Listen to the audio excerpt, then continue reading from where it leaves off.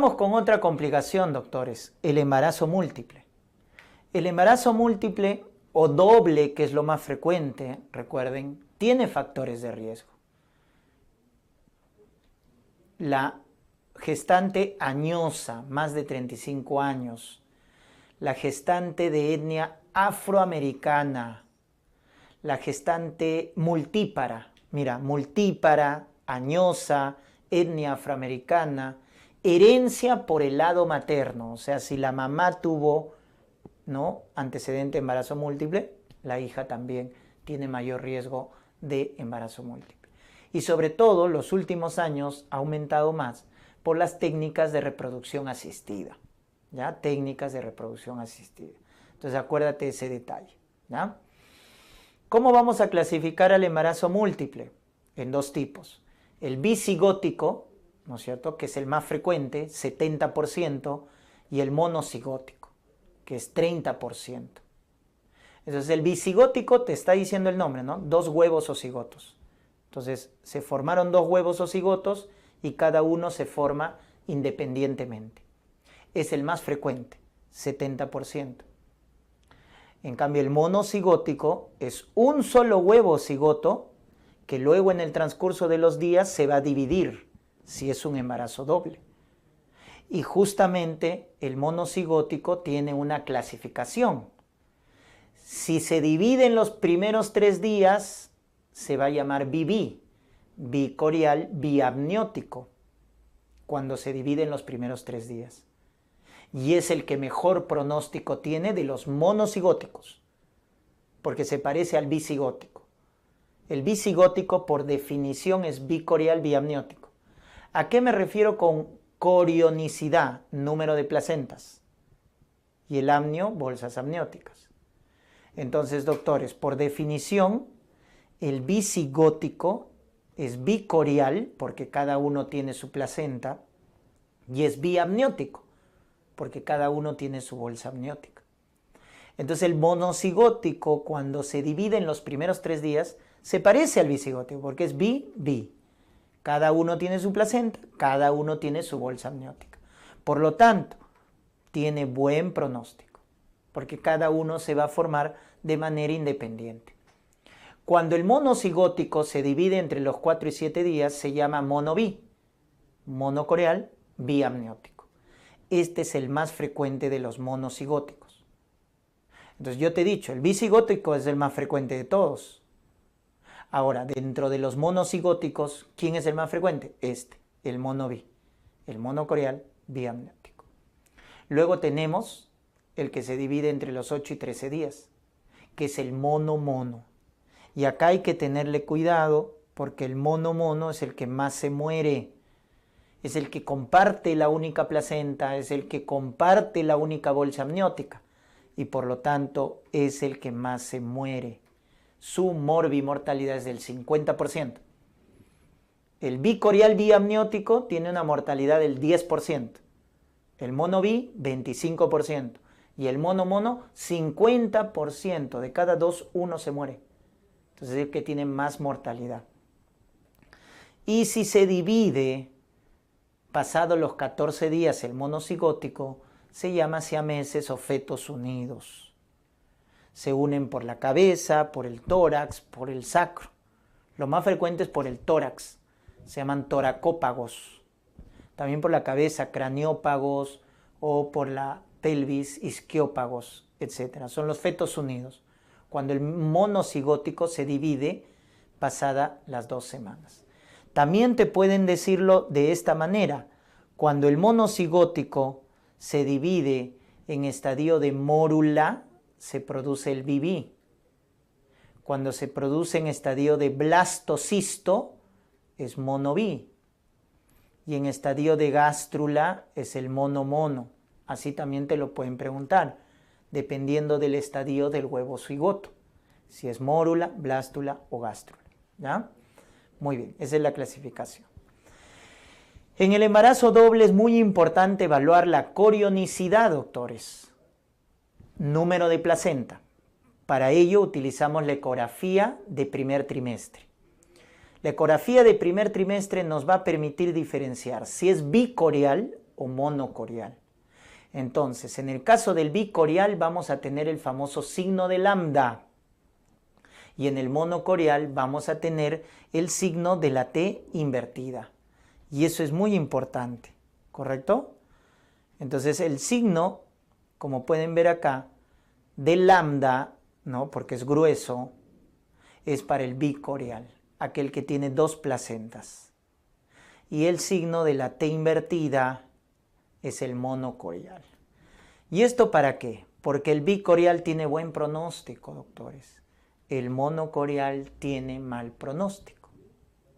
Al bicorial le vas a tener que hacer seguimiento ecográfico seriado, pero a partir de las 24 semanas.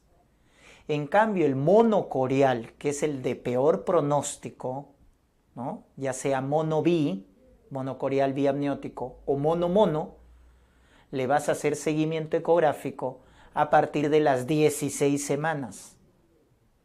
Entonces esto nos divide muy bien el pronóstico, ¿ya?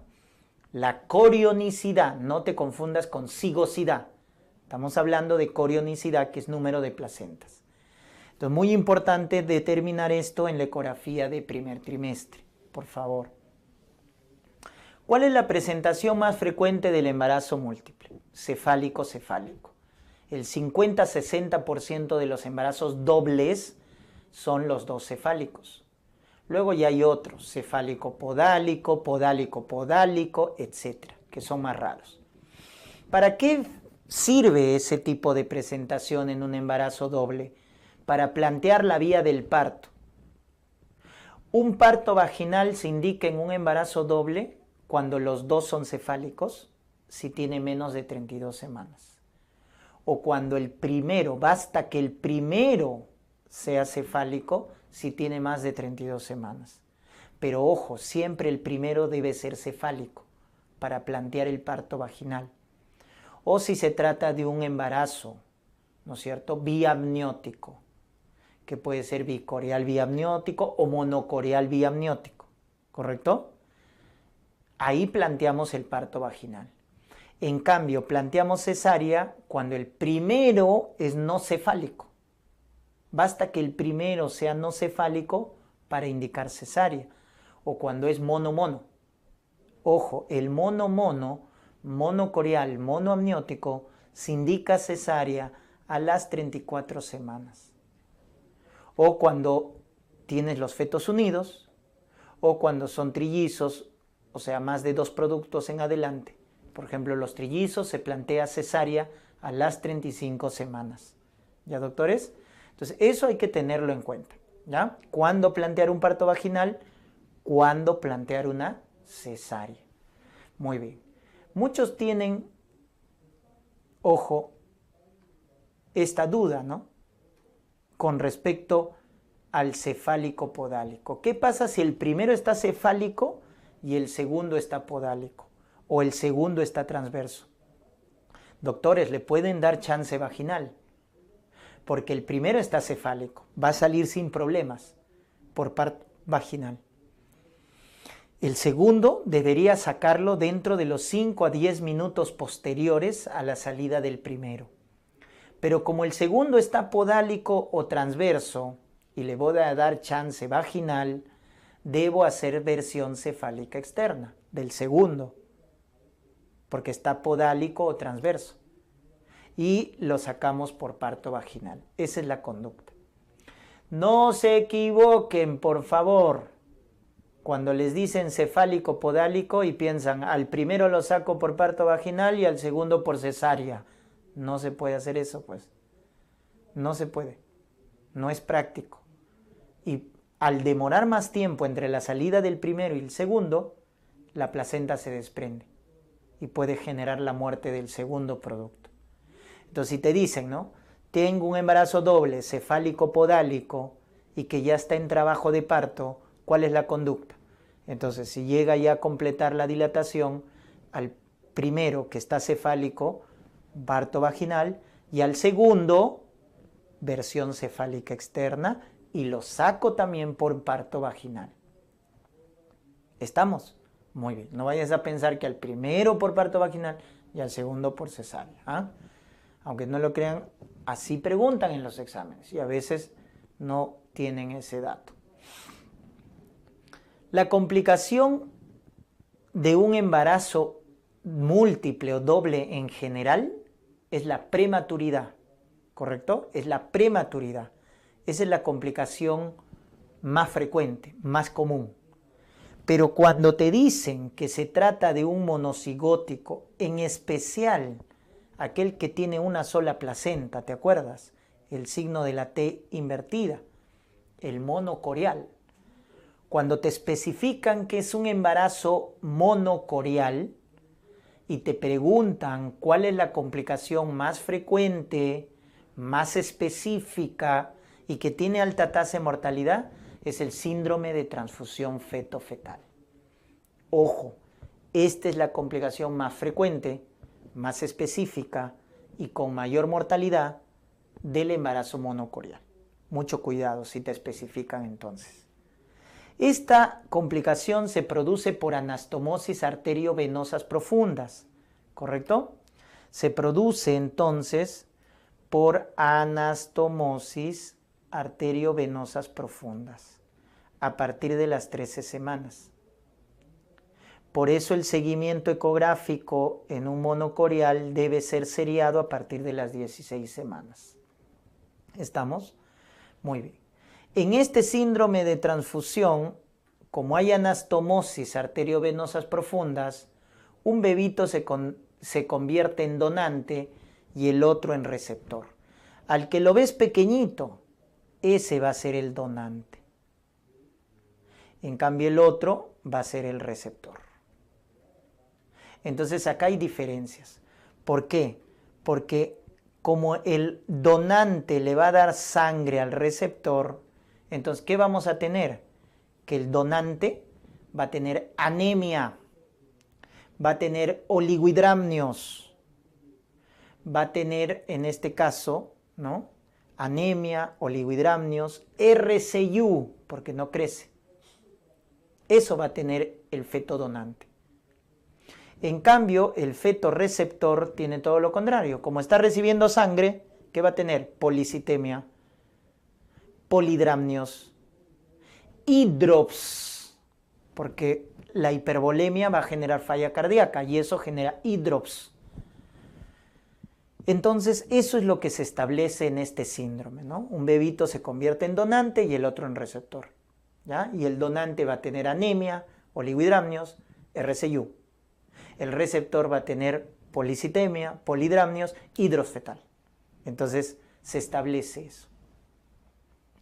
La clínica de este síndrome pasa por un crecimiento discordante entre los dos productos. Ahí lo sospechamos. Cuando el ponderado fetal o la circunferencia abdominal, el ponderado fetal se diferencia entre ambos más del 20% o la circunferencia abdominal más de 20 milímetros. Entonces acuérdate que ahí hablamos de crecimiento discordante, cuando el ponderado fetal es diferente entre ambos más del 20%. Hay unos estadios pronósticos de este síndrome. Tenemos los estadios de Quintero. El estadio 1 es oligopolidramnios. Ese es estadio 1. 2, ausencia de vejiga. 3, cuando hay un Doppler ya anormal. 4, hidrofetal en el receptor. Y 5, la muerte de uno o ambos productos. Estos estadios de Quintero nos permiten establecer el tratamiento, doctores. Porque el 1 y el 5, la conducta es expectante, observación. En cambio, el 2, 3 y 4, operamos entre las 18 y 26 semanas. Se hace una fetoscopía con ablación con láser. Fetoscopía y ablación con láser de las anastomosis arteriovenosas.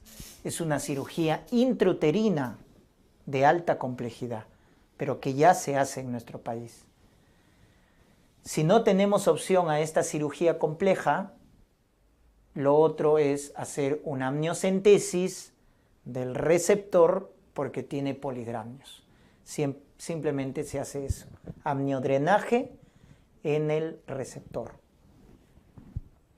Otra complicación de los monocoriales es la secuencia TRAP. Mucho cuidado. Esta secuencia se caracteriza porque hay anastomosis, pero ahora son arteriales. Y en la cual uno de los productos, como estás dándote cuenta en la imagen, ¿no es cierto? Miren cómo nace, sin la parte superior del cuerpo. Entonces, cuando te dicen eso, un embarazo monocorial, anastomosis arterial, y uno de los productos nace acéfalo, nace acárdico, te están hablando de la secuencia TRAP, ¿correcto? Muy bien.